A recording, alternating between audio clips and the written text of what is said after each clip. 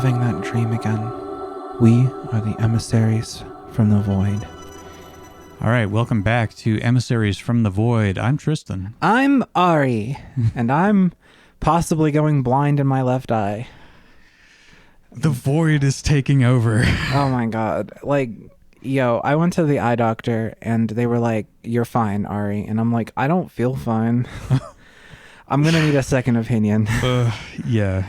Well, it's just It's not a good feeling. Yeah, I'm hoping my new prescription helps, but y'all, you might see Ari update her profile picture to be wearing an eye patch in the future, because holy shit, my vision is fucked right now.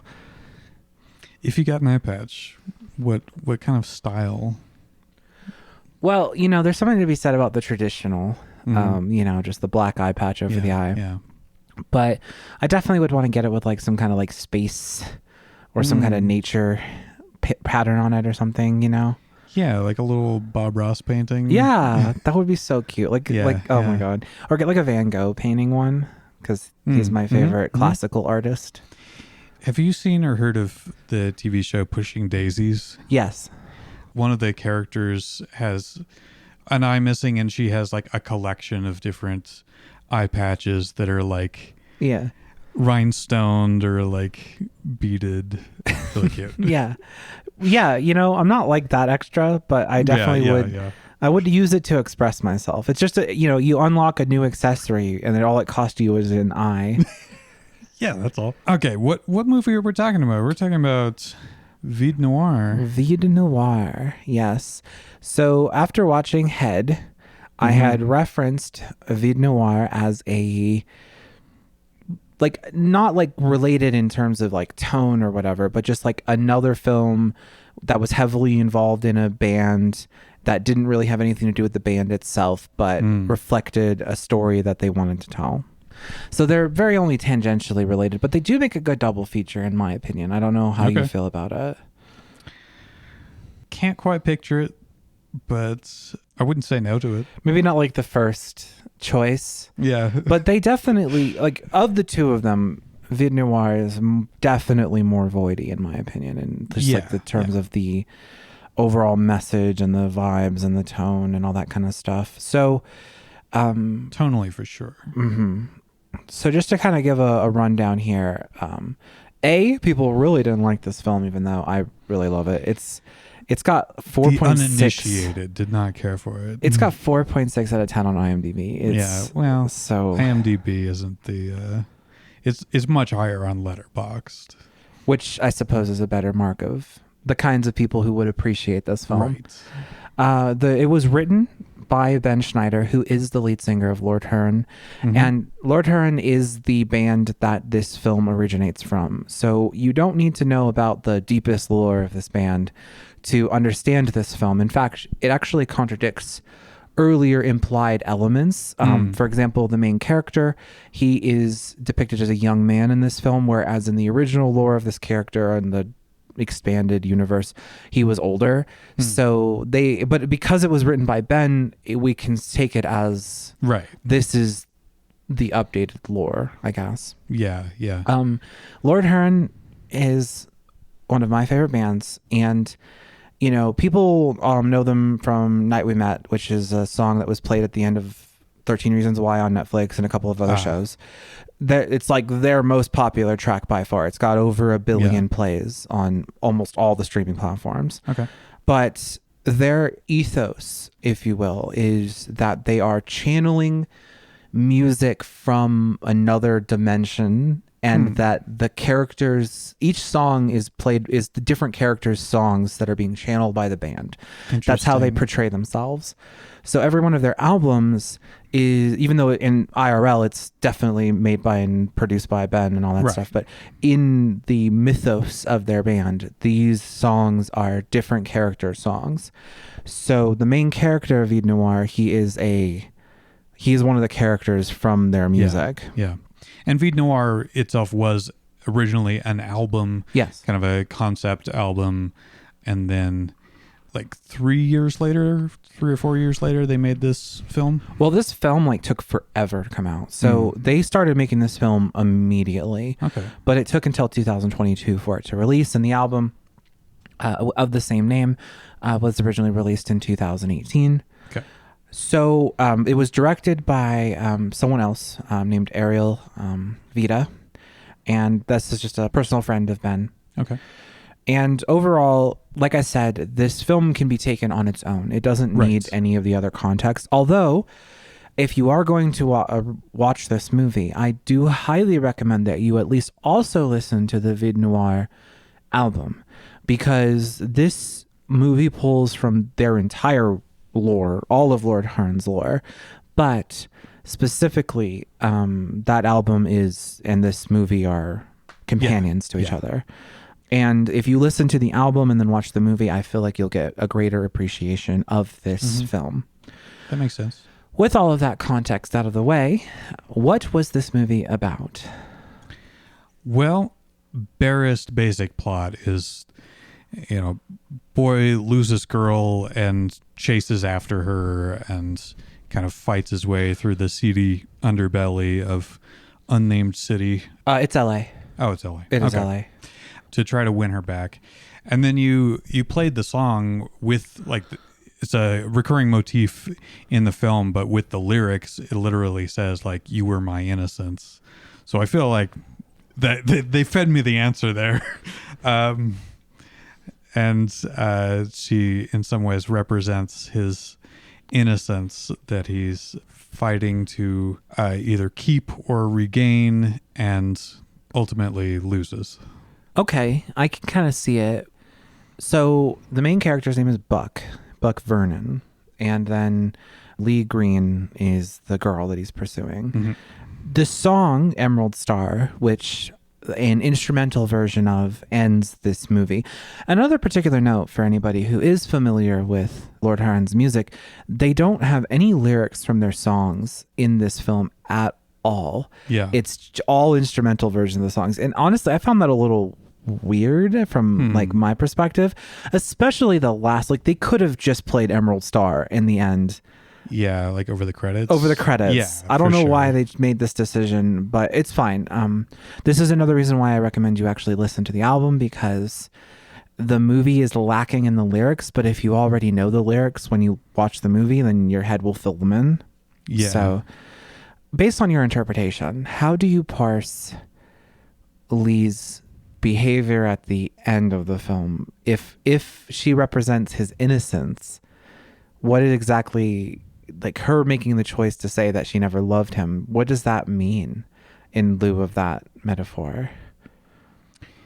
Yeah, I guess I don't think it's like so literal as like his innocence parting ways, but he's definitely learning a hard lesson there.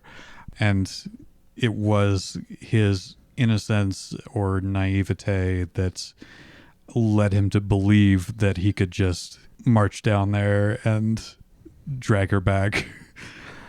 There is something to be said about the dark side of being a helpless romantic. Yeah. Like, right, because like, okay, so in a vacuum, we're like, oh, yeah, they're just a helpless romantic. They're, they're so caught up in the feelings and, go with God.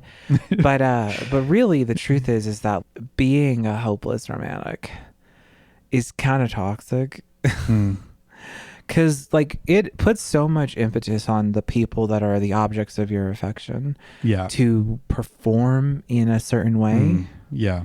And I think that's kind of like Lee's point in this film, is she's just like, you never listened to a thing that I wanted out of life. Yeah. And then I left you and I didn't tell you where I was going specifically because I wanted to move on with my life. Yeah. And he like treats Zazo, who is the antagonist of this film. Yeah. Although I would say that Buck is the antagonist of his own story. But he treats him like he's this masterminding villain. Mm-hmm. But in truth, Lee wants to be with him. She doesn't want to be anywhere else. Yeah. at the beating heart of this film, I would say that it's more about just like the virtue of being able to let go when someone leaves you. The more you hold on to someone who doesn't love you back, the more you will destroy your own self. Yeah.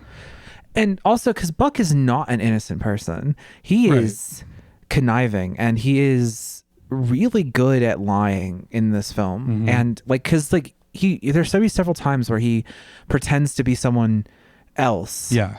And he just turns it on. Like he turns it on like a dime. And then when he's found out the first time, he just tries to run away.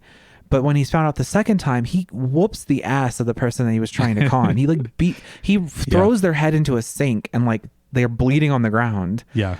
And we're left to be like, oh, he's like, how did he learn how to be like that? You know? Yeah.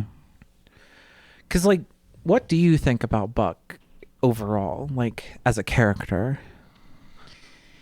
I agree with like your kind of assessment with his not predilection for lying, but his comfort with it. Yeah. It's not something that I thought about while watching this for the first time. He definitely, for the runtime up until the finale, feels like an innocent kid trying to pick apart this seedy world that his girl has been sucked into. But maybe it's just part of his con, you know? Like maybe he gives off that energy because he does that to disarm other people. Like he's using that as armor.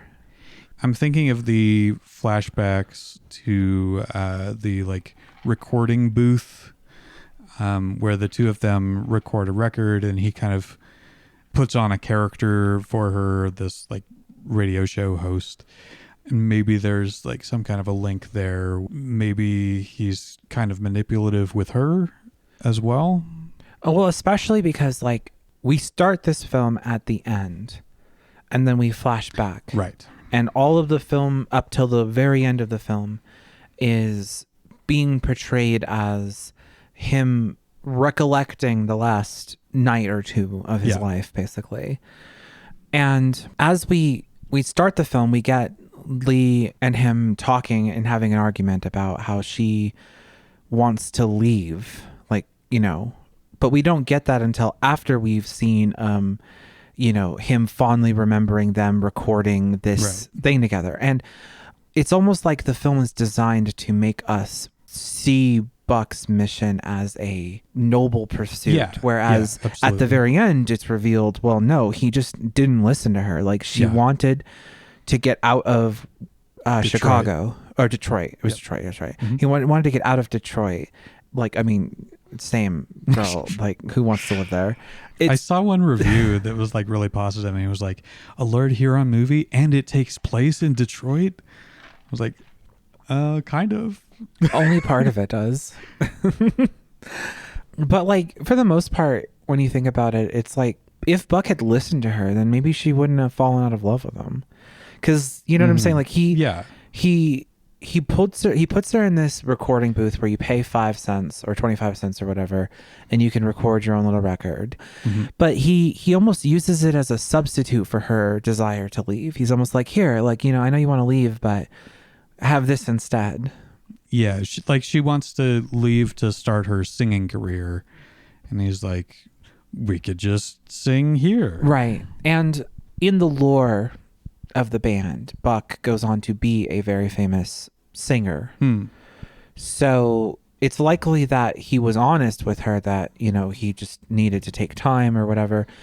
But it's almost like, whereas she is overly zealous to get on with her life, he's overly cautious. Yeah. But he puts all of that to the wayside in order to track her down to actually, you know what I'm saying? And it's almost like maybe his experiences in this film are what set him up to be in that position where he actually becomes a singer, because he's, you know what I'm saying? Like, especially because we get that one part where he's pretending to be that other guy and he gets into the band and they're going to record the backing track for a song. and then everything else fades away, and he's just in this empty room with the emerald star behind him, and he's playing, and it's like he gains a level of serenity in this moment. And it's like almost like this is a taste. When he's told to follow the emerald star at the beginning, the real emerald star is what he found here in that room recording this music, rather than, because he mistakes it for Lee, you know, because she's wearing an emerald ring that he gave her and proposed to her, and she also has green eyes. And like, you would think that that's the emerald star, but the real emerald star is the passion and glamour of performance that really makes you feel elevated above other people. In a moment, you know, not like that you're superior to them, but just like for a moment you have this whole crowd and they have come out to see you specifically. So it's like fame is the emerald star, not somebody who doesn't love you back. Or something like that. That makes sense. And he kind of has a special connection to music. He's able to see the ghost of the singer at the club. The other ghost isn't musical, but... No.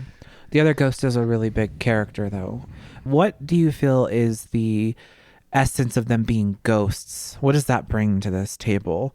And secondly, how do you feel about the advice that they both give him? Because Frankie gives him opposite advice as to Johnny. Johnny and Frankie both say different things to him.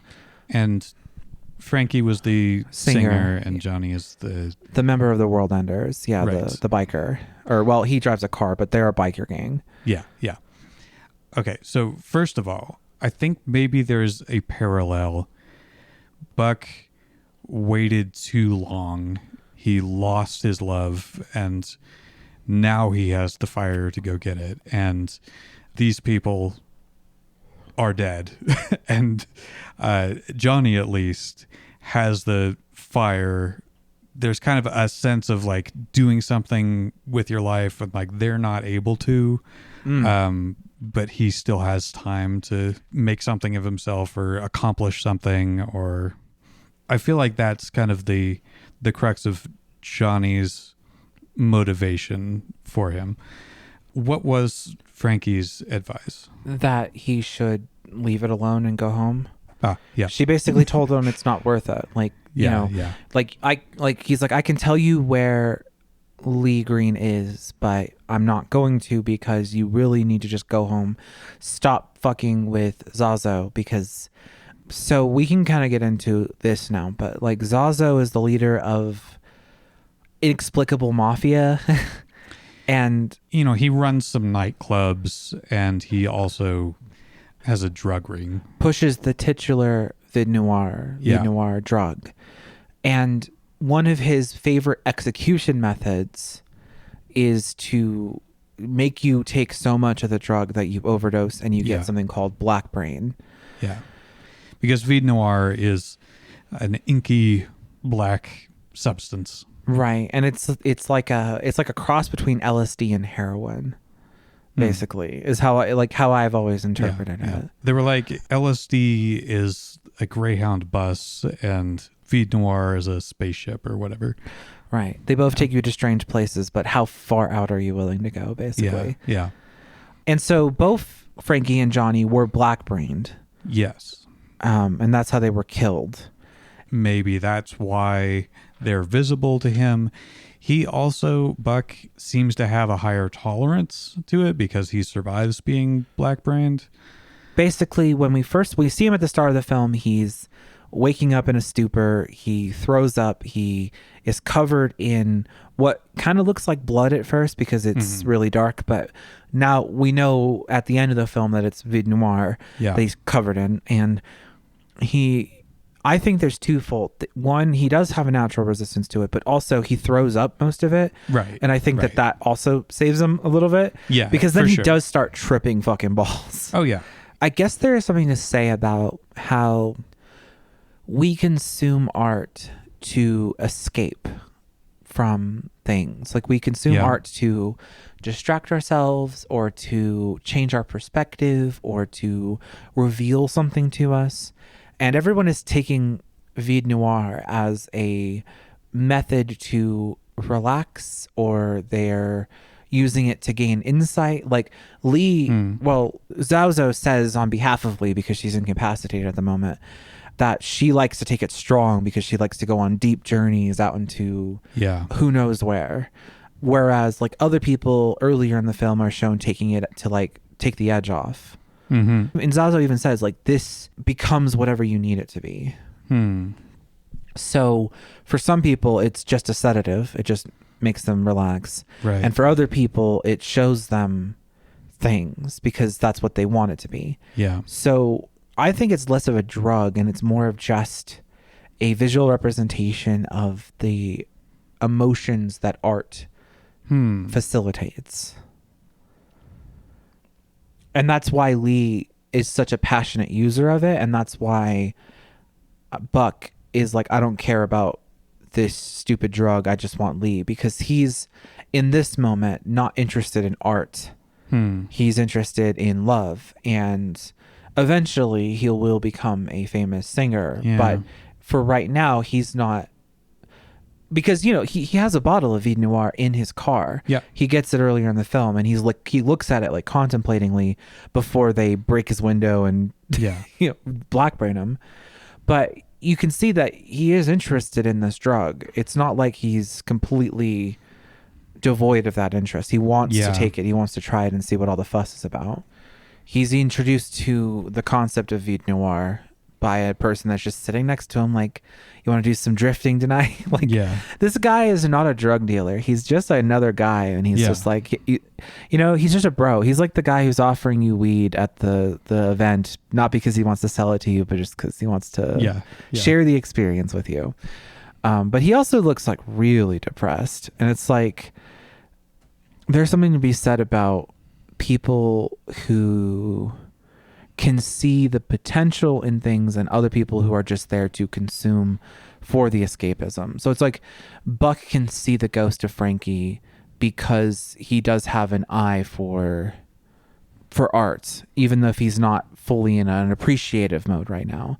Because it might also be why he's resistant to Vide Noir, is because he's able to push through the emotions and the ups and downs and come out the other end still in control and not dependent on escapism or art or whatever to survive. Whereas a lot of the other people that we see are very much dependent on it to just even want to function, because they're just so devoid of that in their own life that they need this external input. Whereas Buck is really just very single-mindedly focused on trying to get what he perceives as his lost love back. Right. Do you think there's an art connection to be made with Johnny? He finds the World Enders, and they've got like a punk band playing. I don't know if they like are part of the punk band. Oh, you know what? That's right. That's it is. That's the Phantom Riders. They're a band that is associated with the World Enders and lore, but it's one of the only times where we get an actual Lord Huron track in the entire movie. They are singing Ancient Names Part 2. That's right. And so most of the rest of the movie we get instrumentals of tracks from the artists. Gotcha. But then in this one scene we get the only instance of a like actual lyrics from songs, and they're singing Ancient Names Part 2. And the lyrics of the song are also very relevant, because it's gone are the days of laughter and love. Gone, baby, gone. We've all had enough. Carry on and spend all your dough. Take it down to the ground and sink me below. I scream and shout like this just to prove to the world that I still exist. I don't believe in life, and I won't believe in death till I die. This is a film about loss. It's about dying, and it's about surviving and the cost of that survival. Because Buck survives this film. He lives. You know, Buck does go out of his way to not kill anybody in this film until we get a shot of him potentially shooting somebody, but we don't see, we only see that he has a wound in his leg, and we don't really know the results of that. And big mouth Toby or yeah, I mean he does beat the shit out of him, but not necessarily dead, but I mean that is a possible life-threatening injury, being slammed into a sink. But and then the other guy, he just kind of clubs in the back of the head. Yeah. And again, I appreciate it a lot because even though he fails, the failures don't feel like it's because of his incompetence. He just gets outwitted a couple of times, or he just gets outfoxed. But like when he's inside Zazo's house and he opens up the window to lure the guy into the room and then hits him in the back of the head, it's very tactically sound. He's a very smart protagonist, but he's not he's not just like good at everything. He gets his ass kicked. Yeah. He loses, but throughout the whole film you can see that, he's not losing because of his incompetence. He's just losing because he's overpowered or Yeah. Like even Philip Marlowe, people get the drop on him. Yeah. How do you feel about when we get the scene where we get to see his hallucinations while under the effects of Vide Noir? Yeah, so he's stumbling through a wooded area, trying to like kind of climb this hill to get to Zoiseau's mansion or whatever. He keeps like stumbling, and he'll either be on the ground or against a tree, and stuff will kind of crawl out and try to grab him. On the ground, it's actual hands, and on the tree, it's worms. I don't remember it well enough to know if this is an insightful connection, but I think there was a bit in Over the Garden Wall where he like lies down and the grass kind of like starts to take hold of him. I think I remember that too. Yeah. I've only ever seen it once when you showed it to me, but I do remember that. Yeah. So maybe there's some kind of like depression metaphor there where there's an urge to succumb to just lie down and die. But he resists it and he bats it away, and there's a shot of a worm that wriggles its way into the back of his neck, like getting into his brainstem. Right. Basically. But then he's able to cut it with his knife, and then after that he's fine. Like he stabilizes after that. So it's almost like the process of being black-brained, there's like an escalation that happens when he gets black-brained. Like at first he's just disoriented, and then he starts seeing things get a little warped and stuff, and then as like it progresses, it gets increasingly more and more like it's trying to seek him out and take him. And like the worm crawling into his head would have been like he would have been over for him. But because of his quick thinking, he's able to like cut that connection, and he's saves himself. Yeah. There's a common idea in the occult where if you open yourself up to things, you then become at risk for things. So, like Vide Noir opening up your mind. Yeah. And then makes you susceptible to some kind of external, usually hidden force that you can't see. Yeah. I don't know. Maybe there's also, we could look at Vide Noir from another angle that's kind of more, I don't know, existentialist or nihilistic, where there's an appeal to like giving into this darkness. And if you take too much of it, then you just surrender yourself to the void. But because Buck has this singular purpose, you could see the worm as like an intrusive thought almost.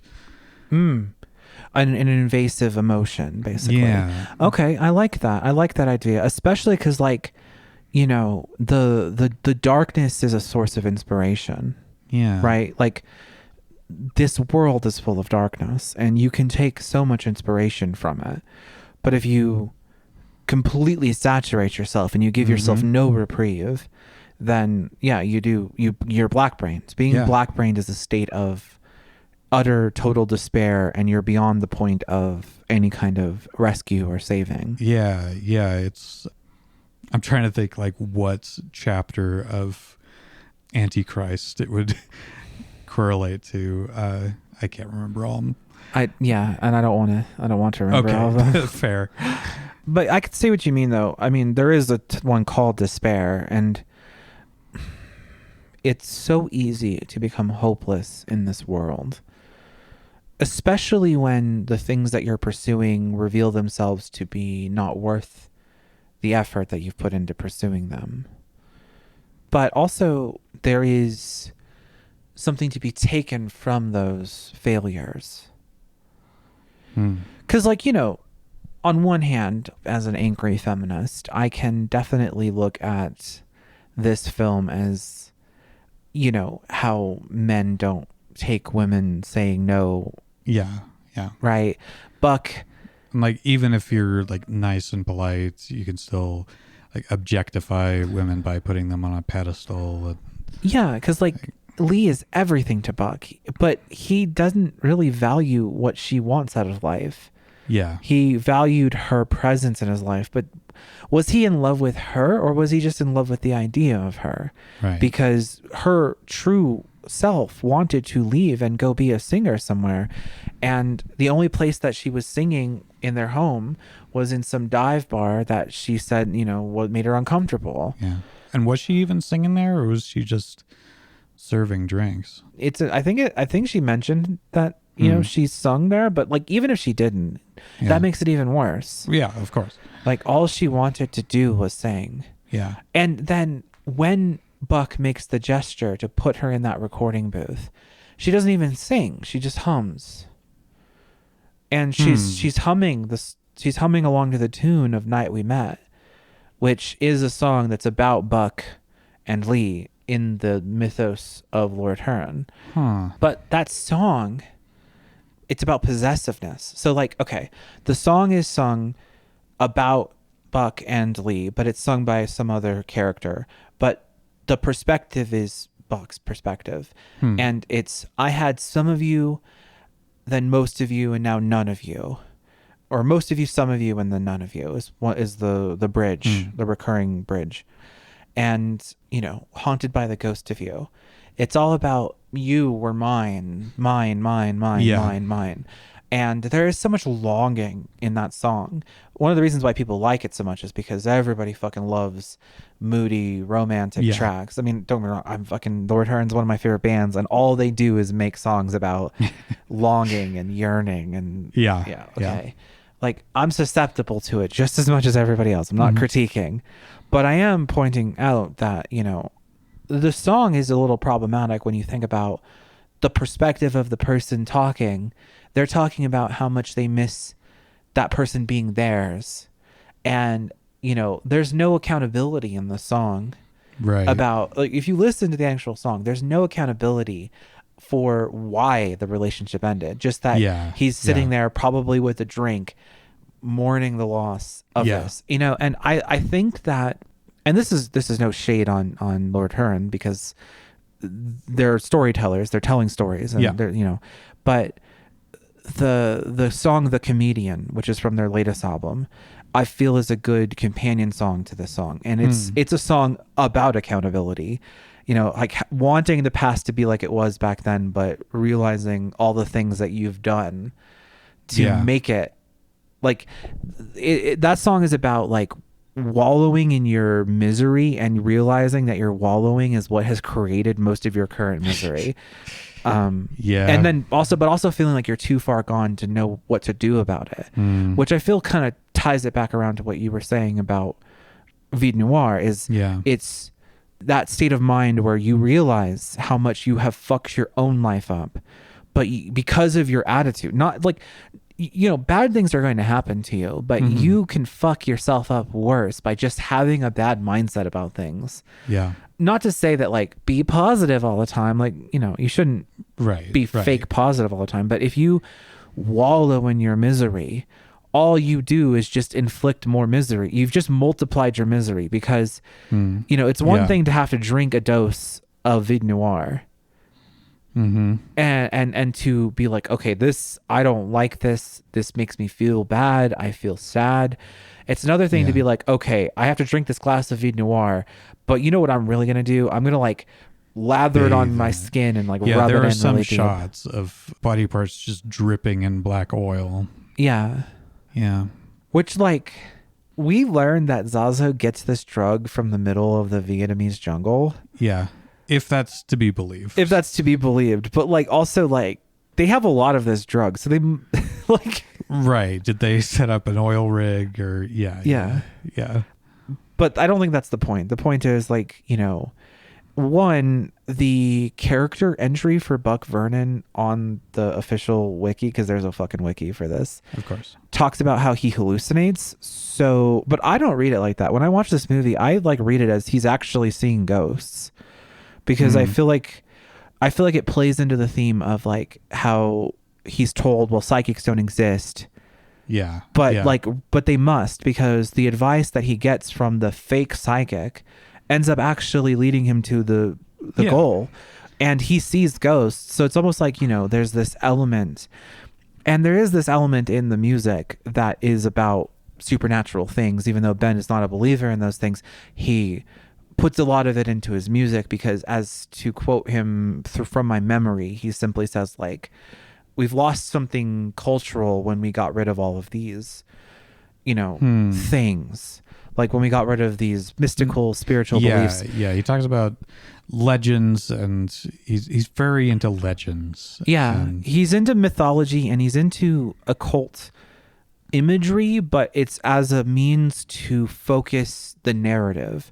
He's into narrative more than he believes in anything particularly supernatural. Yeah. He believes that these images were important, and that's why it leaks into everything that he does. And that's why Vide Noir is seen as this more of like a potion than an actual drug. Like, because it does whatever you want it to. It doesn't matter what it doesn't matter that it's a black inky substance that was found in the middle of the fucking Vietnamese wilderness.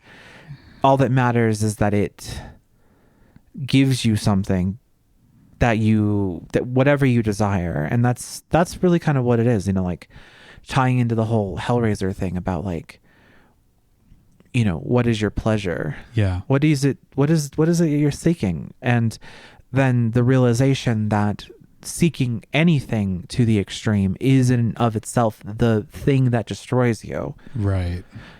Buck is annihilated spiritually in this movie because I get the impression that Lee's like, I'm leaving you, and left.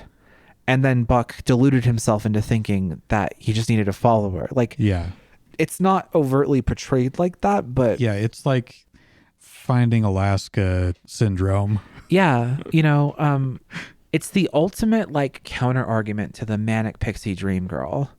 You know what I'm saying? Because like when you watch those manic pixie dream girl movies, it's from the perspective of the boys, and they get fixed and healed by it. Yeah, and according to John Green, he meant Finding Alaska as a critique of that.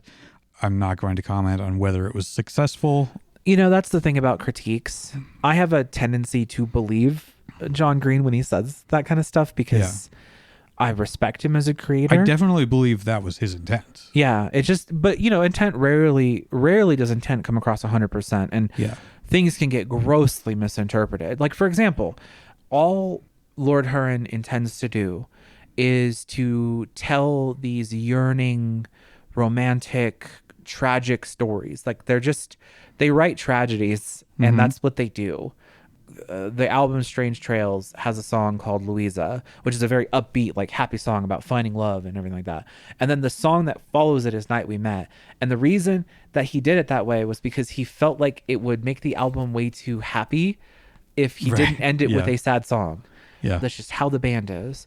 Lord Huron's music is tragic. Yeah. But it can be easily misinterpreted to be in support of this toxic, yearning, hopeless romance. Yeah. We have to just remind ourselves that just because a character is bad doesn't necessarily mean the person making the music is bad. Right. And I love every song that they have ever made. Like, I have listened to all of their music so much that like I regularly get told by YouTube Music that I'm in their top whatever listeners because I just love them so much. And I am a sapphic, yearning lesbian who seeks romance and has had a lot of tragedy, so I relate. But you could easily read a lot of this as like, yeah. But I think that that's, Buck being denied at the end of this film is a very resounding rejection of this mindset, which shows unequivocally that Ben is very much aware of the dangers of feeling this way. And like, because there's nothing wrong with helpless or hopeless romance. It really just comes down to like, how much of it does it consume you?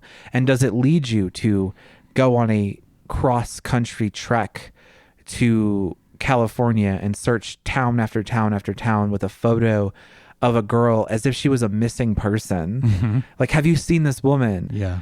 It's obsessive, right? Yeah. It's not like you were happy and steady together and then she was taken in the middle of the night. Yeah. She told you she was unhappy and then she left you and then you pursue her. You thought you knew better what she should do with her life. And then he enters into the bargaining stage where he's like, well, I'll get some road work and we'll have a happy little life together. I just need you to come with me away from this guy, this Zazo. Yeah. And it's like, well, that means she would have to abandon her career basically, because Zazo's the one that's uplifting her. He's giving her all of this recording space. He's headlining her at his clubs, and she's becoming a real singer with a real fan base and real popularity. Like everybody, like when he goes to the nightclub in the start of the movie, everybody there is like, oh, we love her. She's great. And he even says like, I'm a huge fan, when she's playing next. And the server's like, oh yeah, she's great, and she won't be here though for another week because she's booked out in a recording studio. Yeah. And it's like, is Zazo a bad thing for her if she wants to be there? Yeah. You know what I'm saying? Like, I don't think he is. I don't think he did anything wrong in this film. Well, I mean, he killed a lot of people. But I don't like in terms of his relationship with Lee, like in terms of on a like person to person basis, he might be a horrible crime boss that does all these fucked up things, but he genuinely cares about Lee. He calls her Flora. And he tells a whole story about this mythical wildflower that it grows on a mountain. And, men seek it and they destroy themselves on the mountain trying to attain it. Right. And so it's like, he's a feminist more than fucking anybody else in this film is. He's like, no, like, I wouldn't dare to control this woman. Like, she's here because she wants to be here with me. He even lets Buck pick her up and take her out of his house because I think he knows that as soon as she wakes up, she's going to be like, no, I'm going to go back inside. Buck is a very insecure person. Yeah. Who needs Lee to reciprocate his love because he doesn't know what he is without her. Whereas Zazo is a very secure person in his identity. He knows exactly who he is and what he's done and what he stands for and what he represents. And he admires Lee and he doesn't want to control her or pluck her. Yeah.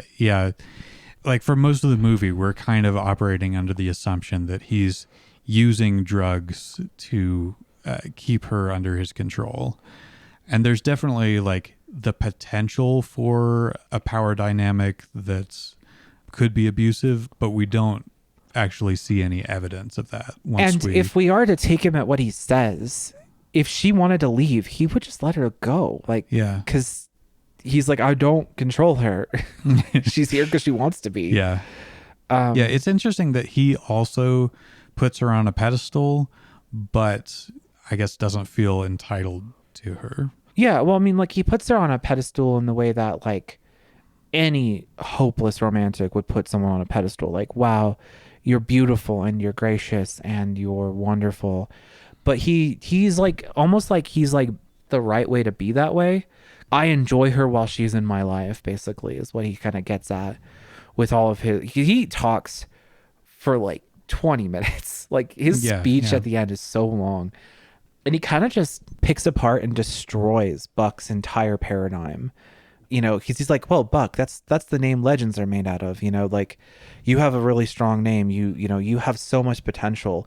He's almost trying to help him. He's like, look, you what are you doing here? You could you could be doing literally anything else, and you'd be better at it than whatever you're trying to accomplish here. Right. And I respect that. I don't think Zazo's a villain, honestly. It's a really strong climax because it kind of turns the whole story on its head. And he is an antagonist to Buck, but not necessarily a villain. And it's almost like the way that he kills people by blackbraining them. It's like he's giving them, he worships Vide Noir.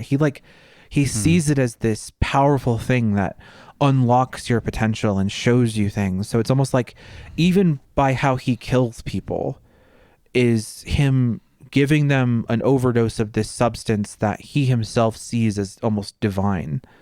Right. You know, so it's like even though he's a murderer, because again, he is a murderer. Yes. He's doing it in a way that he feels is doing someone a favor. Yeah. Yeah. First, like, it's portrayed like blackbraining is this horrible, evil thing. Mm-hmm. But then, you know, like Johnny, even though he's dead, he's pumped and still full of life. And like, you know what I'm saying? Like, it's one of those things where it's like, holy shit, like, what does this stuff do? You know? Do you have any final thoughts about this film? How did this film make you feel overall? It definitely drew me in. It's very, very moody, and it's effective at kind of cultivating that mood in the viewer. You know, its fractured narrative, I think, was done well, and I think it served the narrative, and it also had, you know, the plot, like, reason for it. Do you think that Buck is an unreliable narrator? Like the events that we're seeing in his flashback, do you feel like it's an unreliable recounting of events? I'm not sure, but asking me that reminded me that I was reminded of the movie Comet with Emmy Rossum and Justin Long. Mm. It's a little bit hard to find, but I highly recommend it, and it's kind of chronicling this relationship falling apart asynchronously, jumping around in time, and it's also kind of blending dream elements into it, and like there's a strong sense of unreliable narrator in that. I didn't get that as much from Vide Noir, but there could be some elements of it. Yeah, the flashbacks that I mostly remember are the recording booth, probably because it comes back to that a few times. And, you know, them in the car, and she's saying how much she wants to get out of Detroit, and he keeps kind of putting her off, like, you know, I'm working on it, it'll take some time. He never elaborates on what he's working on. Yeah. Because, like, you know, moving is expensive, but this is back in the 60s. This was not... It was much easier to do everything back then in terms of, like, they're a cis-het white couple. They can go anywhere in the United States and no one would bat an eyelash at them. Yeah, they own a car. Yeah, exactly. It was just different back then, and that is a bit of a cultural understanding. You know, like in modern terms, we would look at that and be like, oh yeah, well, you know, he's got to save up money and it's expensive to move, but it's just different when it's in the 60s and shit. The economy was much better, and the, you know, money went further, and you could things were less expensive in comparison to inflation. Right. So that's an important thing to keep in mind, is that, you know, a modern audience would be more sympathetic to Buck's perspective. But if we think about it in terms of the time period, there really is no fucking reason why they can't just go. Yeah. I guess while watching the movie, I was thinking about it being kind of anachronistic or ambiguous in when it took place, but I can't actually think of anything that definitely was anachronistic. So I guess it did just It's intended to be a period piece. Yeah, okay. Even if like there might be some stuff that slips through, but that's probably more of a limitation of budget rather than a. The intent is that it is a fully period piece in an alternate dimension. Like this is supposed to be in another universe. That it taps into other like that we are tapping into because that's their whole aesthetic is. Lord Heron are a bunch of ARG appreciators. In interviews, Ben has talked about how much he really respects ARG, and that's the energy that he brings. And there is like a dubious assignment of him being the source of a popular ARG back in the day, something to do with finding a hidden civilization in Antarctica.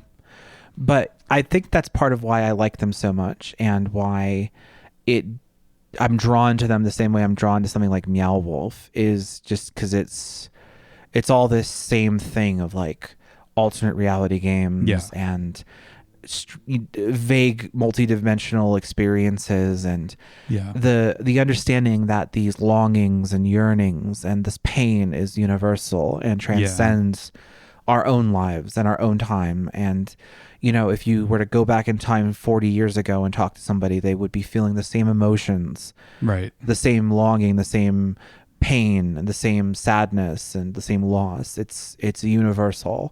And I think that I attribute that partly to why I like everything that this band does, not just this film. But with that stated, I guess if there's anything anachronistic that I can point to, it's maybe the coexistence of like that type of punk that I don't think would come until late 70s.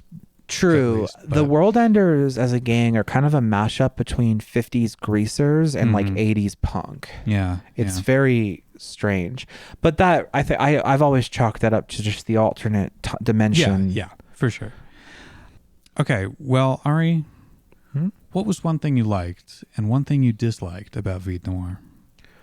I really liked the overall tone of the film. Yeah. To be more specific, I liked that it was not dour or grimdark. It's just kind of hazy. Yeah. You know, people are not sad. Like there are sad people, but it's not a sad movie. It is a tragedy that is portrayed with a level of even-handedness that leaves you walking away feeling fulfilled on a narrative level, but also feeling sad for the characters involved. There's a proper denial of closure to this film that I respect. I like a movie or a piece of media that does a denial of closure justice. In that, you know, we really don't know what is going to happen to any of these characters that survived this film. Right. But we don't have to because we get the narrative closure on the relationship. So like the plot is fulfilled, but we are not given a fulfillment that we would have expected or wanted. And that all serves the tone of, you know, drifting from hazy jazzy club to hazy jazzy club. Along the LA nightlife, which was all scenes take place at night, and it's unclear whether it's multiple nights. We do get a couple of shots that are at like a vague creeping of dawn in the sky, but it's like they moved LA to Scandinavia or something. And it's a full moon every night. Every frame in this film is a painting. So artfully done, so meticulously crafted. I would expect nothing less from a friend of Ben because Ben is an artist and like professionally trained artist. So he would demand nothing less than that from his from his collaborations. One thing I didn't like about this film is that I really wanted there to be more of Lord Heron's lyrics in this film. Because it does feel weird as a fan of their music to hear these instrumentals and then not get any... I kind of wonder if the intent was for fans to kind of imagine or project the singing and the lyrics and kind of see the singer in a similar way that Buck does? Okay, I can see that. There's also some interesting things here because there is simultaneously instrumental tracks from Strange Trails, Vide Noir, Long Lost, and Cosmic Selector Volume 1, which had not come out at the time of this film. Yeah. It's very interesting to see like how they had already had the instrumentals for some of these songs already ready to go and put in this movie, so that like as a fan, when I watched this film when it came out, I had heard some of these tracks and I suspected as much that some of them were from future projects. Yeah. But then I hear the songs and I know the songs that influenced or that were part of those instrumentals, and I can go back and I can enjoy this film differently than the first time I watched it. Yeah. It's a very interesting thing as a fan. It doesn't, it's like the opposite of fan service. Like this film does the opposite of fan service by denying me the lyrics of these songs in the actual track. But with what you've said, I can kind of see if that was the intent. It definitely did its job because I know the lyrics to all these songs. So, you know, but how many people are fans like me that know the lyrics to all these songs versus just a casual fan who knows a couple of their songs? You know what I'm saying? A bit of a paradox, but it feels like a movie that was very much made for the fans, and it does work on its own, but it does feel like they knew their audience and they made it for you guys and nobody else matters. And I love that. In fact, you know, that's the thing that I liked about this movie. That's going to be my thing. That it felt like a genuine like love letter to the fans. Yeah.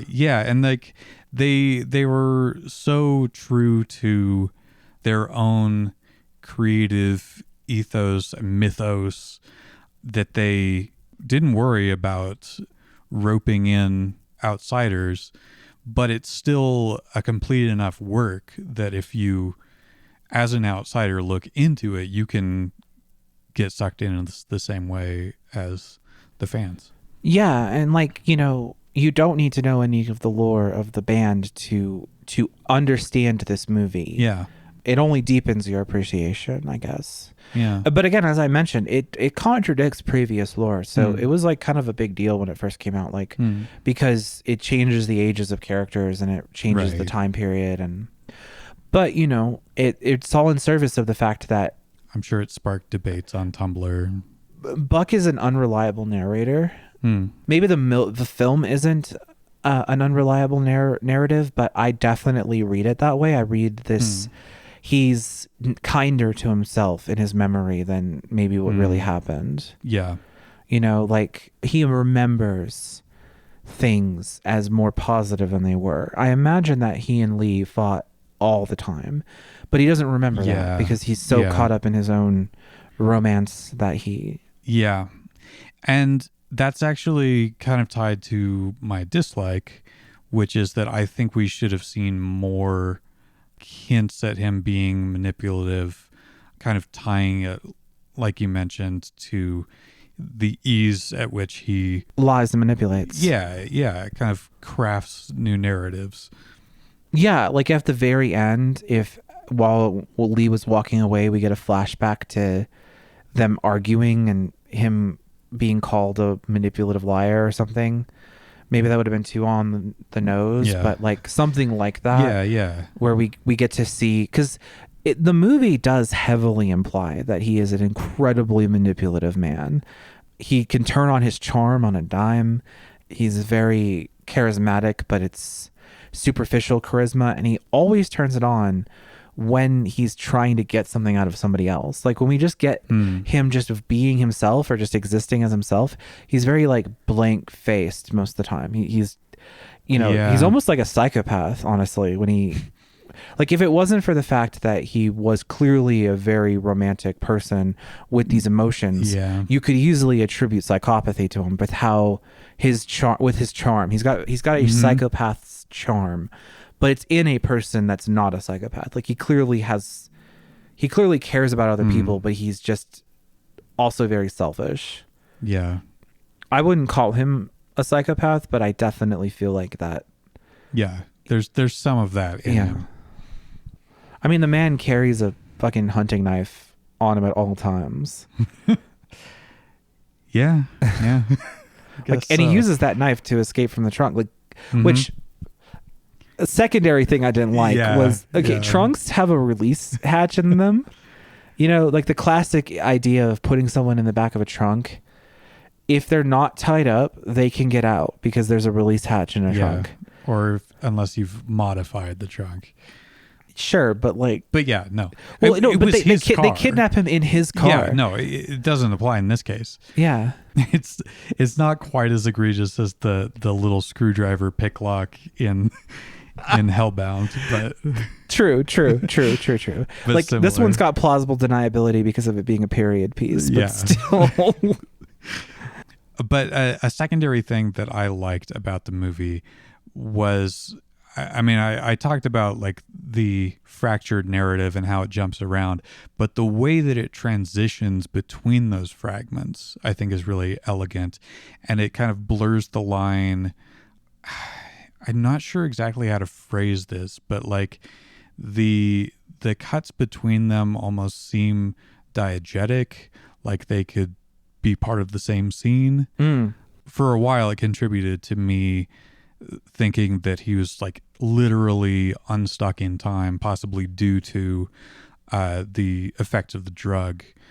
Throughout the film, it reminded me a bit of soy sauce from John Dies at the End. Yes, I did think about that a lot as well. But I don't think that was what was actually happening in this movie. I wouldn't be surprised if Ben was inspired by John Dies at the End with this film, because the way that Vide Noir works does have a lot of similarities with soy sauce. Yeah, it's just not like a living thing like the soy sauce is. It might be. We don't know. I mean, it's very vague as to what the fuck it is. Yeah, it doesn't seem to have its own agency.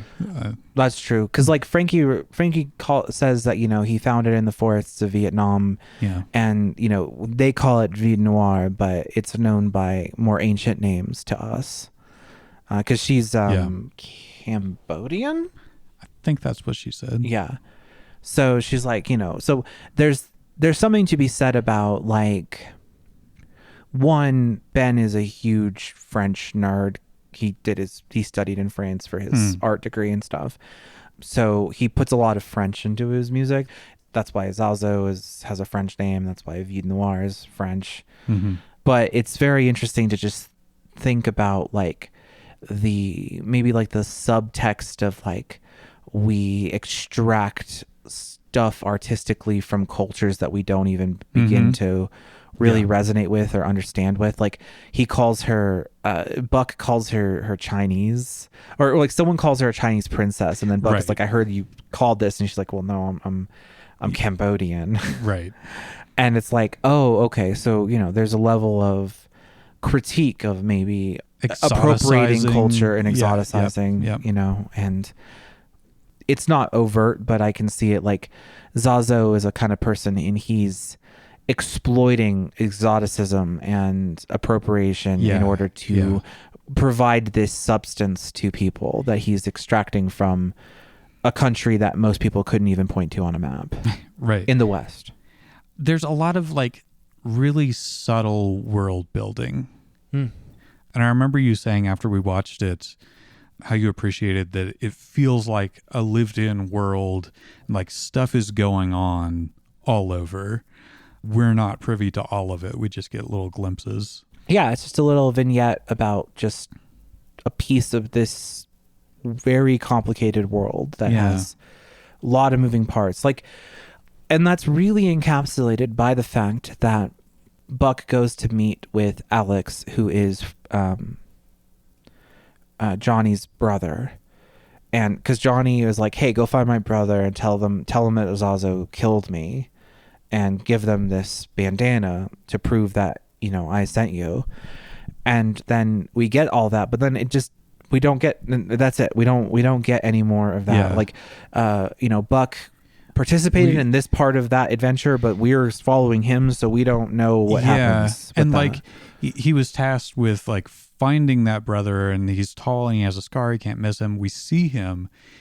Buck never actually gets to interact with him. He never has a line. Right. He's presented as very important, but then like they get derailed and rerouted. Another thing that this reminded me of tonally was a video game that I kind of played through on a friend's Twitch stream, and I will have to look it up because I don't remember the name, but you play a cynical alcoholic detective raccoon. Oh, okay. Is it a point and click adventure game? Yeah. Okay, yeah. A lot of those got really unhinged. I have a soft spot in my heart for point and click adventure games, but I don't this one doesn't sound familiar to me. So I guess it got renamed. It is now Tales Noir. TAILS, of course. Previously known as Backbone. But if you want some similar vibes, I recommend that. The friend that I played it with, he did not care for the ending, which is very much a denial of closure, but it was very interesting.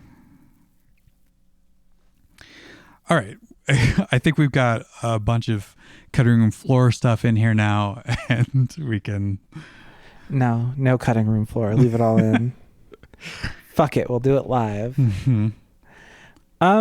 Well, I think the real lesson that we can take away from Vide Noir is that you shouldn't let the worm burrow its way into the back of your spinal column.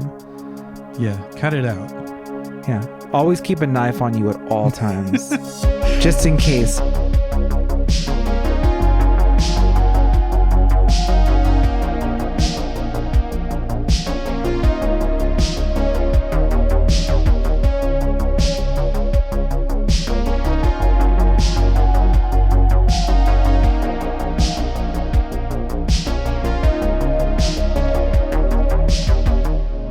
This has been Emissaries from the Void with Ari Stell Hawthorne and myself, Tristan Bowersox. New episodes will be released every other week with short bonus content we're calling liminals in the off weeks. The intro music is Now I Hear Little Dreams by Captive Portal, and the outro music is Arcadia by White Bat Audio. You can find us on Blue Sky at Void Emissaries, and remember that's single M-double-S. You can find Ari as Obscurity on most platforms and me on Blue Sky and Letterboxd as TB McQueen. The latter is where you will find our watch list and suggest movies you'd like to hear us dissect. You can also email us at emissariesfromthevoid@outlook.com to give feedback, alternate takes on the movies we've discussed, questions, suggestions, etc. Emissaries from the Void is a Void Opal podcast produced by TB McQueen Creative. For something completely different, listen to my other podcast, Fan Fiction Theater.